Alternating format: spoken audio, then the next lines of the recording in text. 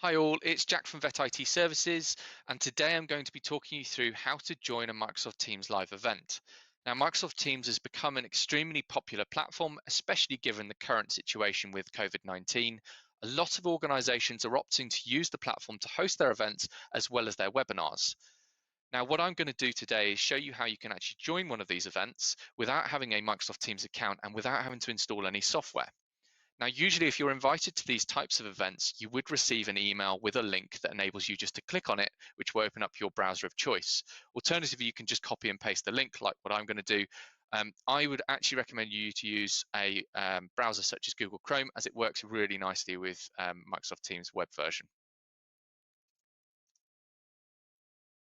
Now, when you do click on the link, it will probably load up a pop-up saying open in Microsoft Teams. I'm going to opt not to do this, as I want to watch this on the web instead. And as you can see, there's a link here to click on watch on the web instead. Now, when you click this can take between 5 to 10 seconds to load. And when it loads, you'll see welcome to the live event. Now, you have got an option to sign in, but equally, you can see just below it in slightly smaller writing, an option to join anonymously. I'd recommend you click this because it's a lot easier. Once you click this, this will then load up the actual webinar itself or live event, and you'll be able to see the presenter's screen as well as obviously hear all the audio. Now, that's how simple it is to actually join a Microsoft Live event.